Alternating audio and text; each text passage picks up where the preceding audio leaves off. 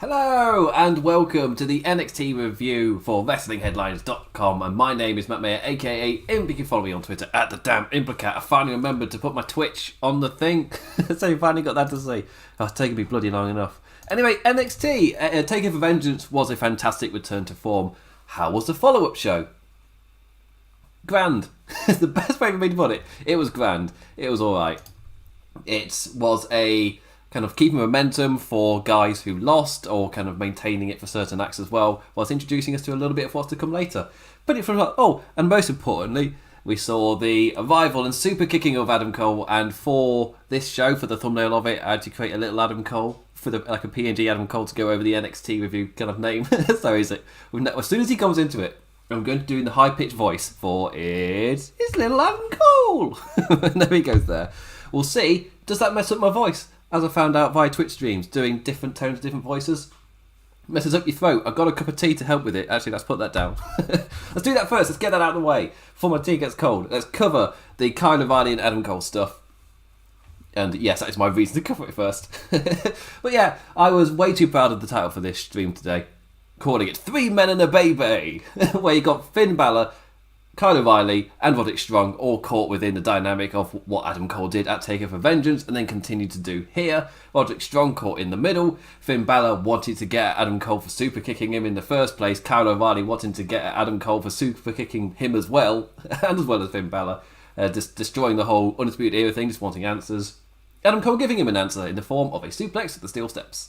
But we'll get to that. First we'll start with what opened the show.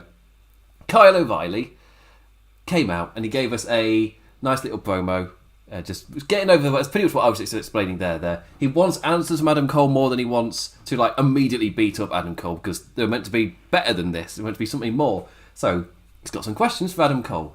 I would also say, for me, it was a nice little touch in having Roddy being that man caught in the middle. Like, focus on the Undisputed Era as a whole instead of it purely being on the two feuding lads. Again, I can picture it on the main roster. The exact kind of storyline, be it the same as the Hurt Business, and you only focus on like Lashley versus Cedric, and when that's the two feuding ones, Shelton Benjamin kind of just gets put to the side and is maybe purely used for one of the people to beat to then get over. Like, he lines himself with one of them, and the other guy then beats him so that his mate can be they can fight on pay-per-view. That'd be what I expect from the main roster. Here, it generally feels like a group of friends, and Roderick Strong is awkwardly caught in the middle, like he wants more information before settling on anything, kind of stuff. And I appreciate that. Like Kyle immediately wanting to air the beef, but obviously he's not the only one. Other nice little thing, Finn Balor two-stepping out with grievances.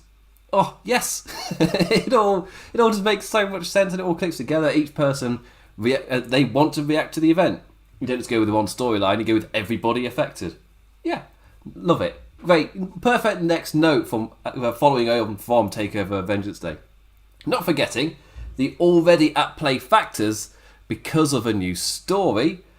All this falling out gives Dunn, Birch and Lorcan the ultimate advantage to jump the lads. It's like, oh yes, just a nice quality of storytelling reminder after watching Raw. And by quality I just mean competency, like making it a tad redundant to praise like world continuity. But like main roster WWE's just warped my wrestling telly brain to the point that I want to praise the basics now. So, well, golf clap. Well done, NXT. Your world makes sense. Congratulations. Anyway, that's what I mean by when I review NXT and AEW, I tend to do it on a higher bar. Because there's absolutely no need, when they're nailing fundamentals and basics and stuff like that, there's no point in me kind of praising them for doing that. It's how much do I enjoy and get into the story. I can praise them at a higher level because I don't have to criticise them on basic stuff like that. But there's a point of mentioning both NXT and AEW. They both do it. NXT felt like they had fallen off a bit in 2020, but so far 2021, I'm appreciating it more and more. Like they're refocusing, which was my main thing. Just focus on some form of identity and stick with that. To be fair, maybe NXT Evolve, even though I don't have time to do that. I have no time for NXT Evolve. Is that what it's called? NXT Evolve? And I have no time for that.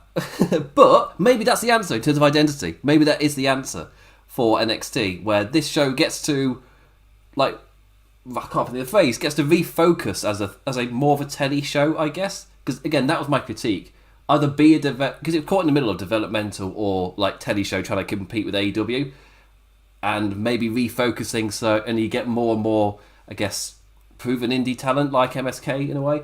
Yeah, you can just put them straight onto TV, and you don't have. It's not as much developmental, even though you then feed people from NXT into. And it's developmental for developmental. It's developception. It's a bit much. My main point is I don't have time to watch 205 Live or NXT UK. I don't have time to watch Impact. I've not watched AEW yet, so I don't always have time for these things. So NXT Evolve, I'm not even going to bother entertaining the idea. There's so much I already don't have time for. I am not going to be able. Because maybe again, my life got more busy instead of less busy in the coronavirus era. So it's kind of screwed me over in that way. I really want to get back to writing columns. It's just when I would do that, it's been taken over by something else because of a much more important problem. So maybe when things die down a bit, maybe I will have time. But right now, no, not a chance in hell. Not a chance in hell. Final answer is NXT World Class Championship, says James Santiago. I have to say that like was that a copy Dexter called Santiago? No, it's a copy something. I can't remember what it was. That's a massive tangent. Oh, yeah, bring that back in. Don't actually know what you mean by that. Yeah, feel free to elaborate. I've got time. Anyway, I was praising the storytelling thing. That was it. Yeah. So with NXT, I don't really feel the need to go too deep into. Oh, you did this storytelling thing, did this thing. Yeah, because it's the basics. You don't watch television shows or read a book and praise that stuff because it's expected. That's why I criticise Raw and SmackDown for it. They don't have the basics of storytelling, and you can do cool stuff with that. You can get invested in things, just not that much. And there's a reason why people who critique it and analyse it, where it just falls apart so quickly, it just crumbles. So yeah. But NXT AEW, both nailing it. It's great to see NXT kind of slowly falling back to that. And again, maybe NXT Evolve is the answer for it. You kind of drop away the developmental bits and stick more with the telly stuff. But yeah, anyway, well done NXT. Your world makes sense. Anyway, this was our quick little main event 6-man set-upper for what was to come later. And now I'm just going to scroll down to my notes to read the main event. Just destroying illusion. Oh, I've got notes written down. Oh. The main event was Peter Dunne with Bertrand Lorcan versus NXT champion Finn Balor, Kyle O'Reilly and Roddy Strong. 3 men caught in the aftermath of Cole's actions, the heels trying to take advantage and cause some damage. Maybe a little sign of the times changing with Strong and O'Reilly wrestling in red and silver over the patented Undisputed Era black and yellow. Maybe it means nothing. Maybe they've already wrestled in that. I've just forgotten. I want to say when O'Reilly faced Balor, he wasn't in black and yellow. Maybe that side of the time. Maybe side of the times has already happened. They've already been telling us this. But yeah, because I did see in terms of the story in Adam Cole's turn, I did see a bit of debate on Twitter. But again, I've been busy, so I've hardly been on Twitter. Sometimes I like to jump into Discourse. Sometimes I find it so unnecessary. So yeah, so I went. What was my point? Yes, when it was stuff with the Adam Cole turning on thing, it came out of nowhere. That was stupid. For me, I know what I've been saying. Am I reading too much into this? But when Finn Balor enters the changing room of the Undisputed Era and talks to Kyle O'Reilly, Adam Cole had a right look on him the entire time. And whenever even when he was joining in, Adam Cole didn't look comfortable. He was doing it. They were associating with each other, but quite often, the context would have been, well, Pete Dunne was there, he was putting a face, because he's putting the face at Pete Dunne, not Balor. He's there were baddies there, he's looking tough. Ugh. But for me, the big telling point was Finn Balor walks into the UE changing room, their personal locker room, but he goes to Kyle O'Reilly, not Adam Cole. And Adam Cole was taking that, not in his stride, he was trying to take it in his stride, but you could tell it was getting at him. And I like that. For me, because I think at the time I attributed it to possibly a Kofi pancake moment. That was my thought. Possibly it was that. However, seeing what happened this past week, I was like, maybe not then. To which my point is, we often criticise WWE for not doing subtle storytelling. And for me, if I did see what I thought I saw, pony tap. If I did see what I thought I saw, I was like, no, that is, for me, that's more subtle storytelling. You've gotten across why he would turn without any words. And it's still action now, but it's I think it's good. So yeah. Anyway, before I get into the match, there are some quick things to work. Is it possible to have NHK World Class Championship? I want you to know what I don't know what NHK World Class Championship is. Maybe if completely accidentally. Tell you what. Oh, here we go. Yeah, second comment. Do I think it's possible for NXT World Class Championship? What to do? I don't know. I think the NXT Championship is like enough as it is. I don't know if they're going to be doing something else.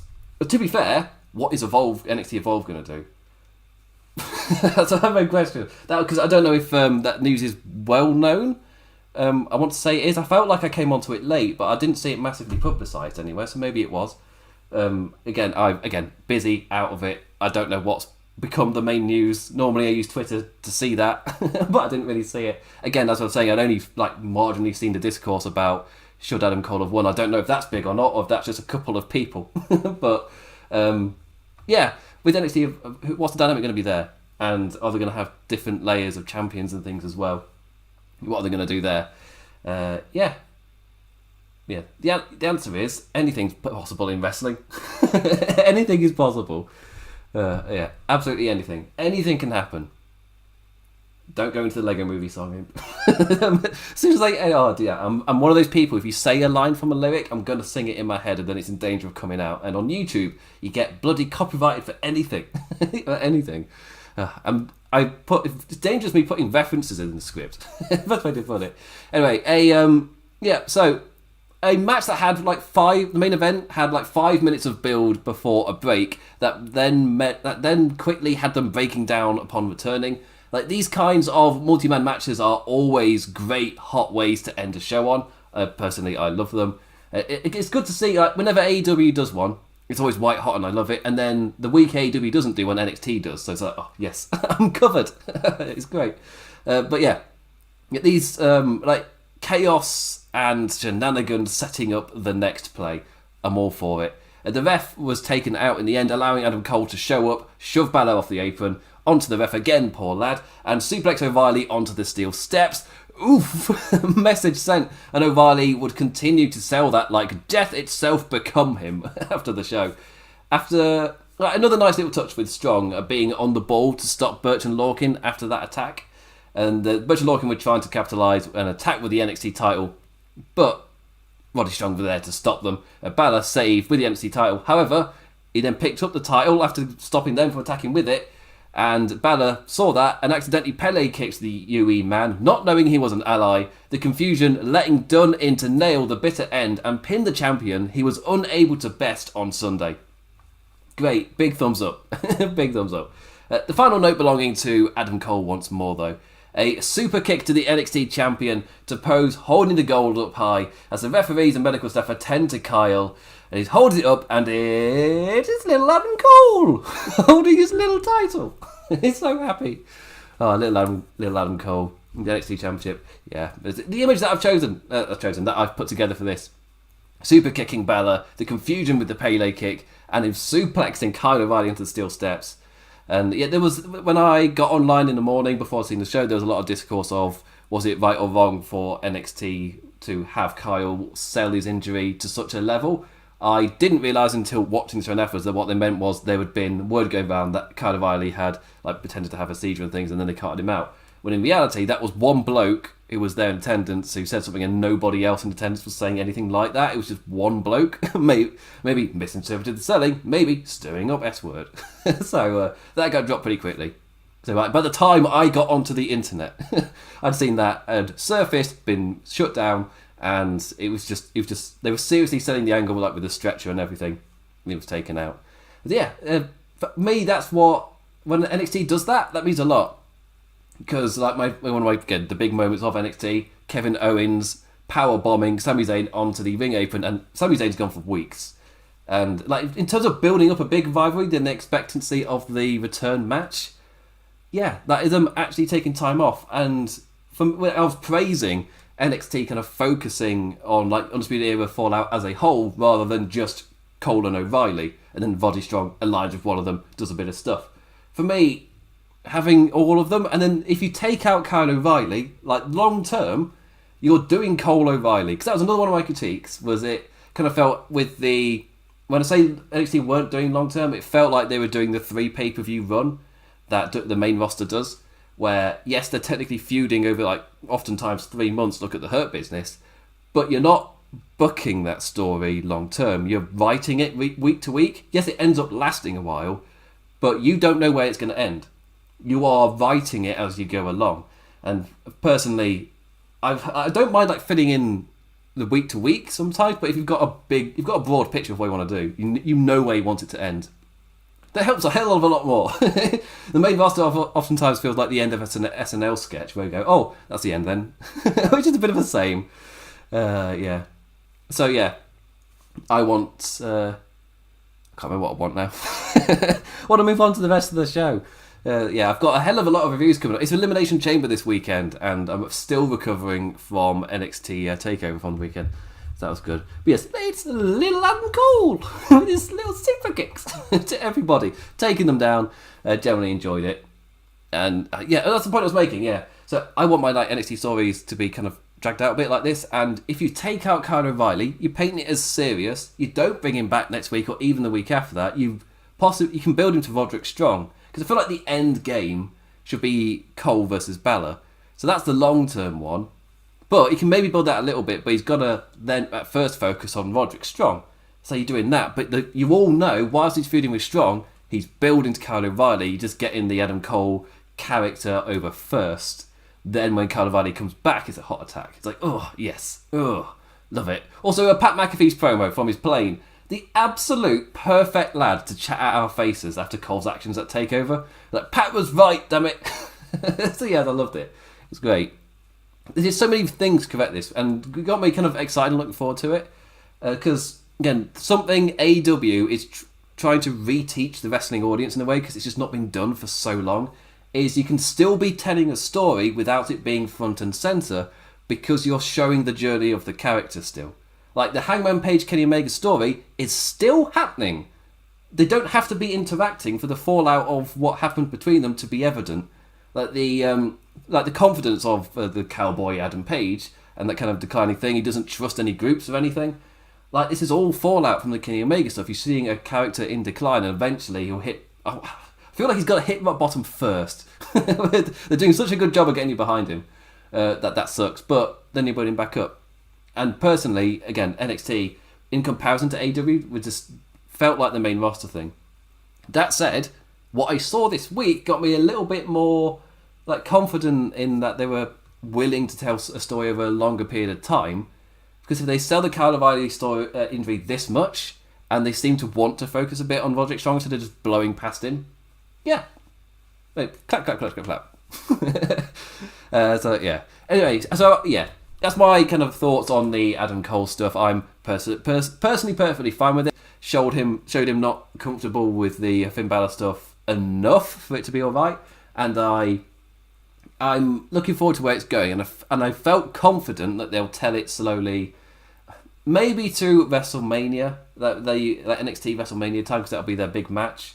But then longer term, you're still telling Cole versus Balor, and I feel like they could play that as a year-long story, starting with their initial NXT Championship match from after the Fatal 4-Way.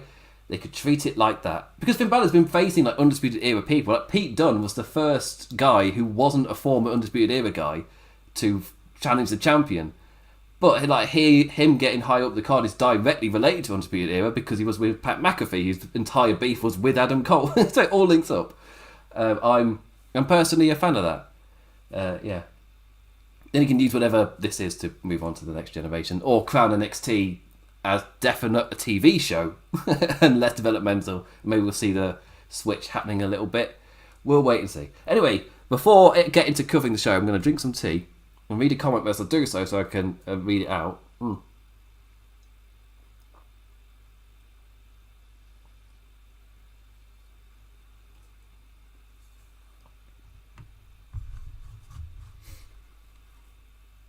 Nope. No, it's not really. I think I've answered it. Anything can happen. Anything can happen. So yeah. Anyway, let's get on to the rest of the show. Yeah, so after that, after that silence of me going, have I already addressed that kind of? Because I gave a whole thing earlier, I can't remember. I feel like, yeah, anything can happen. Anyway, Candice LeRae and Indy Hartwell was the first official match of the show. They were joined by Johnny Gargano. Shenanigans ensued versus Ember Moon and Shotzi Blackheart. It's the first ever Women's Dusty Cup losers with something to prove. Like, again, positive. NXT Women's Tag Teams not disappearing just because the tournament's over. Good. Again, something I would expect for the main roster. So, time to hit the reset button, go to the next thing. What about did they not care anymore? That's the thing. The Way looking to get one up on the team that knocked them out of the cup. Some nice teamwork between the two, but it was a match building to some kind of finish. The focus shifting during the match to Johnny investigating Loomis and his mystery van before costing Candice and Indy their match in revealing he'd found Austin.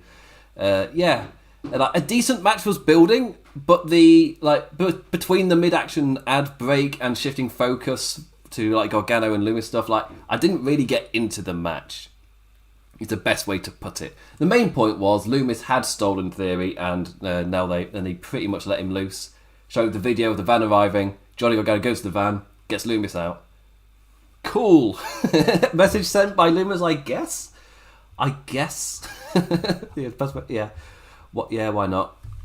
Yeah. But again, the women's tag team match was building nicely, and Ember Moon and Shotzi Blackheart got the win, kind of getting some momentum back after losing at TakeOver. But again, they weren't the focus. The entire focus was on Johnny Gargano and Dexter Loomis. So they may address the momentum from the win next week. They may not. We'll see. Anyway, Isaiah Swerve Scott versus Leon Ruff. Ruff wrestling with that same fire he always has, while Swerve's own internal problems continue to cost him. I like the little details showing us his angers, making him unfocused. We saw that cost him the match, but also to the absolute beatdown afterwards. Ruff caught him with a crucifix pin, so Swerve launched the man with one mighty Death Valley driver to the corner. So, he properly beat the crap out of him while shouting at him, when is it my turn?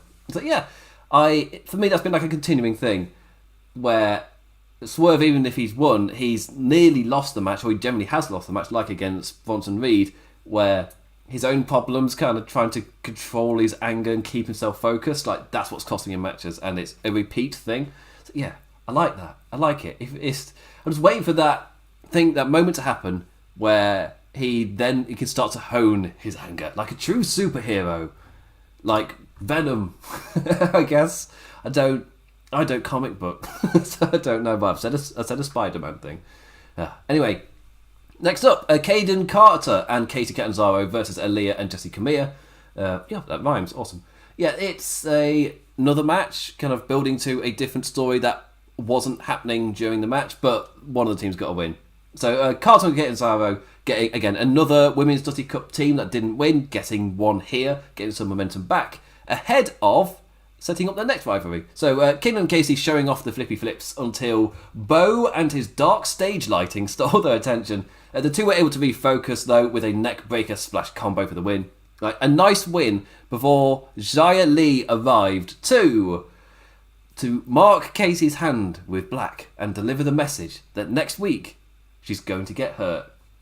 So we're getting Xia Li and Casey in a singles match next week. Sounds awesome. Casey is one of those competitors where she can either amaze by flying high or make the other person look like an absolute badass by, again, doing the flippy flips, but after getting hit by a move, like she's been murdered.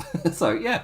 For me, that's a really strong opponent. And if you're building her as a strong tag team wrestler as well, that means you can use the singles action to make the singles star look amazing. Plus, there is the story that Xia Li and Kaden Carter were working as a team before Xia Li had this arc develop. So there's history there to work off. And he builds to Xia Li versus Kaden Carter by beating up Casey. Good stuff. I'm really into the Xia Li character. Again, my only gripe so far in terms of the presentation has been where they showed that animated video giving the backstory of the creepy lass on the chair. Let's say throne. Let's keep it regal. And as soon as that video had ended, they switched back to the NXT arena, and immediately Beth Phoenix and commentator going, "Wait, you want us to believe this? That she's over 100 years old? That's ridiculous. What is this? That's ridiculous." And I'm just like, Why would you break that down on your own show? You've literally just shown it. My immediate thought, were they trying to get ahead of the internet kind of mocking it and stuff like that? And no, you'd be surprised how into it most of them would be. But Lucha Underground got massively over with the internet, I think really for a reason. And this stuff it reminds me so much of Lucha Underground stuff, where they were more than willing to go into the supernaturally kind of legacies and of into the hundreds of years of past of different cultures to explain the character. So the Lucha Underground proved that storytelling can work. Don't have to mock it. If you're afraid the internet audience will mock it, why? Just treat it. Have faith in your own product. Anyway, and next up was something that I generally thought was quite nice to break up the show, give something a little bit different. The Dusty Cup Winners Happy Times Celebration. Yes, I generally enjoyed this segment. MSK from new faces debuting in the Cup to making their names, winning the whole thing. Massive thumbs up. They got to show some character here, as really the main focus was Dakota Kai and Raquel Gonzalez. So they got to talk about how ecstatic they are to be to become Dusty Cup winners, the first ones ever, and they're really looking forward to. Oh wait, Nia Jax and Shayna Baszler make their way on down to the NXT ring. The WWE Women's Tag Team Champions out to chat crap to their new tournament-winning contenders. And I ain't gonna lie, I laughed at MSK and Beth Phoenix eating popcorn as they watched the confrontation. Really into it. Nia putting it front and centre that with her on one team and Gonzalez on the other, we'll be seeing who really is the biggest, baddest bitch. But really, for me, the reason that they did quite well was because Raquel, with the only good whole joke we've seen since this last week, is the only one to get reaction at me. Every other reaction has been, of course, yeah, the whole thing, yeah, get it, yeah. Oh, when you said the whole, yeah, I remember that, yeah, I get it, yeah. But this one generally got a reaction out of me. Just as the champions are walking away, thinking well, you've got them. Raquel then just cut into the theme and just had it shut down by just then shouting at Nia, hey Nia, be careful, because I'll take that boot and shove it so far up your hole that you'll never get it back. And Carter from MSK just corpsing on the ground amongst all of the popcorn. It was just, as soon as she said that, just sending it as a mic drop moment. It worked for me. It only worked because it wasn't just saying the word hole. It was taking something that has Nia's suddenly gained a lot of traction weirdly with this, and kind of Raquel just openly just check yourself. It's oh yes. Massive fan of it. Yeah. In terms of setting up future feuds as well, we got a unique way of showing it, where we saw photos from Io Shirai's photo shoot as Toni Storm attacked her. How dare she? But it's just the idea that I like that as a unique idea. Where they've shown a camera there at the photo shoot, but in terms of how do we cover the attack at the photo shoot? Well, there's a photographer there taking photos. Surely the camera will have taken photos. You can just put them up just one by one like it's a stop motion. It's oh yes. I was a nice fan of that. It was showing something we've seen before, but in a different way. I don't think they've done this before, but I was perfectly fine with it. And that means we're getting more Io Shirai, Toni Storm. So, yes. Those two are great. Anyway, Kushida versus Tyler Rust. Bivens securing a nice match for his wrestler. His diamond with a showing against a lad who's coming off a hot match at TakeOver. No feather in the cap for him, though. This was more like a re-securing of momentum for the Japanese star, giving the man a win so he can likely take on Johnny again at some point, or at least set him up for a number one contenders match with Bronson Reed. One of the two. It feels like they're finally elevating that kind of group of people. Where, yes, Kushida has always been one of those wrestlers where why aren't they using him more? However, he's kind of within that kind of arrival crop of, as in when they arrived, not rival, of Bronson Reed, Swerve Scott. Kushida kind of arrived at that same point as well. Jake Atlas, in the cruiserweight tournament-y thing. What's his face? Escobar. There's a group of people who've kind of been trying to figure out characters and how things build, but they've not really had much to work with in him. Cameron Grimes as well. Cameron Grimes, I feel like he's finally coming into his own. I absolutely adore the man of Cameron Grimes' character that comes into money. It's just, I just found it. I really enjoyed the videos. I thought the ones from TakeOver were fantastic. So I'm really looking forward to what these characters go to next. Of course, the question is, do this current generation of NXT, where this current crop of main event, do they go anywhere? Or do they all stay in NXT? And will there ever be room for this current crop of guys I'm talking about to break into the main event? Or are they going to be around, bubbling in this area before they can get called up to the main event? So yeah, I mean, to be fair, looking at the scene, I'm just waiting for Karrion Kross to go back into it. But he's maybe main event bound sooner rather than later. Is it even worth putting him in a picture? Like the injury, maybe just like killing time till he's on the main event, given the nature of the injury. Anyway, there looked to be like toying about with the concept of his character, Karrion Kross. I know I was meant to be talking about Kushida Tyler Russ, but this shows my level of interest in it.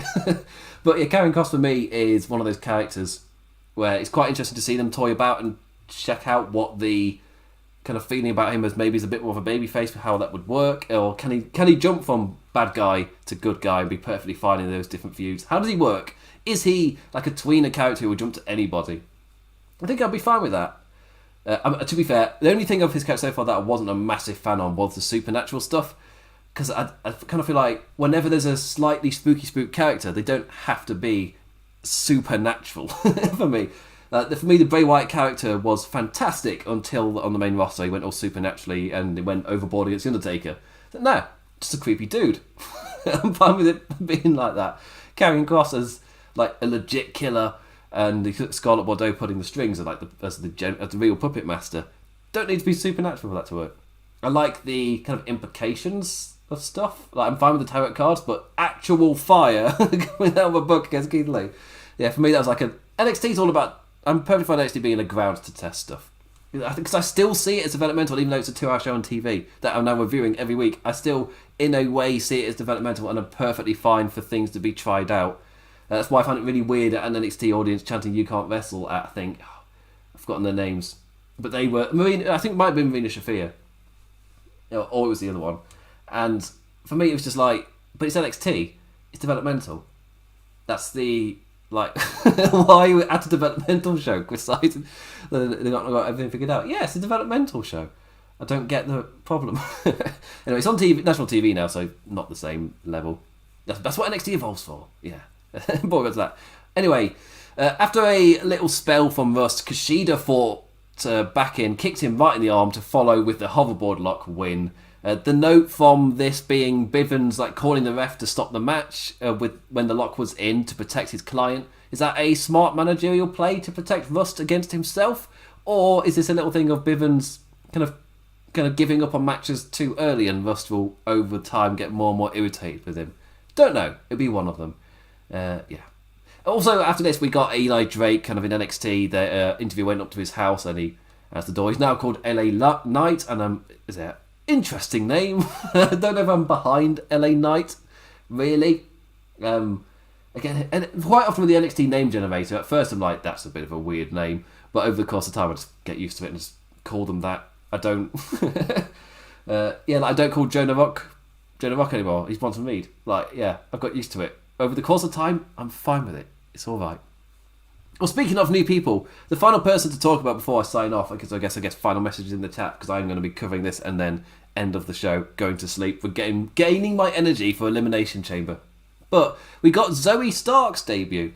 A bit interesting to see it, because I knew nothing about this debut until seeing the graphic card and the hype for it on the show, when I was just like, that's interesting, they're debuting somebody new. That's great to see. And I was like, I remember seeing her bunch of the announcements. I can't remember if people were hyped to see her or not, if she was an indie name, whatever. For some reason, it's going way over my head. But seen her now as Zoe Stark, and a decent little debut here. Not massive amounts to talk about, but like Stark got to launch her last, kick her in the face, and turn her inside out with what I'm calling a Revolution GTS. Just span her around into the GTS. It's like, whatever it was, it looked flipping awesome. It's like, kudos to I didn't make note of who the job was, but. Yeah, kudos to her, because, it looks awesome, and I like the name Revolution GTS. So, when I hear the actual name of it, it's like, I liked Revolution GTS. Anyway, that was a, strong way to, She got to do her moves. She doesn't really have any character. She screams the kind of act in NXT where, like Kushida, where they debuted them, because they are awesome. You get to see their moves, you get to see how strong they are, but they don't really have a character or angle or anything. They disappear for a bit, and then when they return, you're like hot to want to see them again, like Kushida, who returned, had a great burst of character against Tommaso Ciampa before just disappearing for ages. That for me, that was the only downside. Like when they return, have a direction for them, and it's one especially. So we start kind of screams that, where she's looked really solid in the first match, like a great prospect, but of course immediately not much of a character for NXT. I don't know where it's going to go there, and especially in a division so strong. It's like immediately seeing that, I was like, she's going to be another amazing asset into this incredible division. And if I'm right, they'd signed Taya Valkyrie. They've bloody signed Taya Valkyrie. So like this division is just going to get stronger.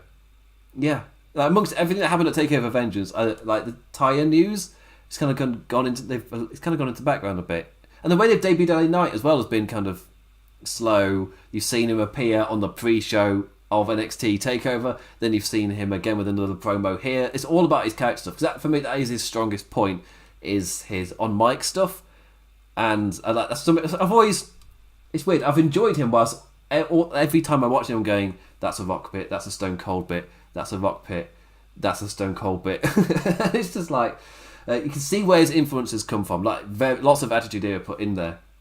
But I don't know, I feel like over the course of his time on like the Indies and then on Impact in the NWA, he's kind of developed a few of his like unique catchphrases, and I feel like in NXT it might be the perfect place for him to gather a bit more unique steam, because that's the biggest criticism I see about him, is he seems to emulate a bit too much of certain of like the heroes, the wrestlers he really looked up to. Also, no, Young Rock, really enjoyed it. Just put that out there. That's that. I was like, I'm in danger of going on a tangent, but yeah, I've called it Eli Drake / LA Knight. I'm going to do that name eventually. Zoe Stark as well as another debut. Taya Valkyrie around the corner. I'm really excited for that. Really looking forward to it. And again, the prospects, the main roster lasses of Shayna Baszler and Nia Jax wrestling the championship winners in Dakota Kai, Raquel Gonzalez. I'd be all in for Raquel Gonzalez for them winning, really, and he can use it like in a really unique way to debut a new like act on the main roster, and really put over Raquel Gonzalez as she's such a beast. She manhandled Nia Jax, like that kind of thing. As in, she just to get that can be her introduction to the main roster. My only downside was going by the date. I thought they were saying it's just going to be a match on NXT. And if I'm right, they did that last year with the Women's Championship, with Banks and Bayley coming to NXT after they'd won it, and they defended it against... was it the Sky Pirates? Was it Kairi Sane? That can't be right. Because Kairi Sane would have been the main roster. Or was it Asuka and it? It was Io and somebody. I can't remember who it was. But whoever they defended it against. That was a nice little episode to see them come down and defend the titles like that. I want to say Asuka was there. They filmed every show in the same location, so now I'm looking back on it. When every show was locked in the Performance Centre because of the national coronavirus, obviously with the pandemic. But now when I look back on it, I really struggle to differentiate what happened on which show. I really cannot remember the life of me. So yeah. But anyway, I'm really looking forward to the NXT Tag Team Championship. NXT Tag Team Championships. I've gone into the main issue with the WWE Women's Tag Team Championships being defended against Raquel Gonzalez and Dakota Kai. And I personally don't think it's the worst idea in the world to maybe even debut them to the main roster with that. Aside from the fact, I've got Raquel Gonzalez down as my next NXT champion. In terms of building her steam, like really getting her developed and really getting like the fire behind her to the point where when she gets called up to the main roster, it's just like she's already on fire as an actor, as a character, everything's locked down. Like Rhea Ripley in a way, where now she's bloody ready. Like after the Royal Rumble, it kind of sucks. So yeah. Anyway, that's the end of the show. Right, I'm going to quickly check the comments before I then zone away. I was going to say zone out. That sounds like I'm just going to answer that and then just mentally check out. I mean, to be fair, it is 20 to 1 in the morning. We'll be going. What do I think about Johnny Gargano versus Roman Reigns? I feel like that's two fantastic wrestlers against each other. So I'm assuming it would be a fantastic match. I don't know. I don't know who would play the babyface. I feel like default, if you have Johnny Gargano in his like the way character, even though it's a smaller wrestler, you have him be that the way character, and then you have Roman Reigns be the badass. You kind of like you would automatically sign with the badass in Roman Reigns. So yeah, that would be. That's all I'd say. Is that I think I'd find that interesting. So yeah. Anyway, with that, I'm going to zone away. I'm bringing it back, baby. I said an awkward phrase. I'm sticking with it. And yeah, so I'll be back on Sunday for the WWE Elimination Chamber. Nope, did not put enough Vince into that. Elimination Chamber. Too much Vince, that hurt. So yeah, I'll be live with Aftershock for that immediately after the Chamber on Sunday. And that'll be like, whatever, it was like 3:30. It was like 2:30, 3 o'clock last time, so that was great. Do it again, please. So yeah, I'll be up immediately afterwards covering the show. So yeah, come back here on Sunday. And like Twitch-wise, I got my Twitch on the screen for the first time in the implications with the second S. I'm streaming. I streamed like Elimination Chamber stuff today. I was playing on 2K19 on Legend difficulty, the highest one, and they did the chamber matches. Then the winners of those chamber matches going to WrestleMania. And that was a fun stream. Yeah. Yeah, that was fun doing Elimination Chambers on Legend. Yeah, it was, yeah, a lot of pain, but a lot of yeah, like you're good at this game, type of levels in at the deep end. Yeah. Anyway, I'm gonna get some sleep. I'm gonna need it for Sunday. So with that, I say thank you for watching, listening, liking, engaging in any way. Always massively appreciated. Don't take any of it for granted. And yeah, following on Twitter at the Damn Implicat. That's damn as in damn. Yeah, anyone tunes in on Twitch as well. Anyone's come over to these streams on Twitch or vice versa. It means a lot. And I'm really looking forward to. I'm actually looking forward to Elimination Chamber because I feel like the men's chamber match. I think men's, they're both men. The SmackDown chamber match is really, really interesting. I like the dynamic with Jey Uso being in there as well. And I don't know who's going to win it. My instinct says Daniel Bryan, but the fact that I don't know. Like, that gets me really excited. It's like, yeah, like, that's a strong chamber, and I generally do not know who's going to win. And that's what, yeah, it gets me excited. Really looking forward to that. And, yeah, that's that. So anyway, I'll be back on Sunday with the Elimination Chamber review. Yeah, again, in terms of predictions, no idea. really looking forward to that. Yeah, wrestling's at its best when you don't know for certain who's going to win. You can make your assumptions, but when you don't know, that's when I enjoy the Rumbles the best, when I don't know who's going to win it.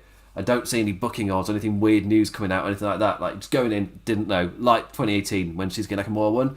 It was like, when it was the final lot, and it was him, Roman Reigns, and a few others, and I think John Cena for a bit. It's just like, yeah, that was genuinely great, seeing all of that.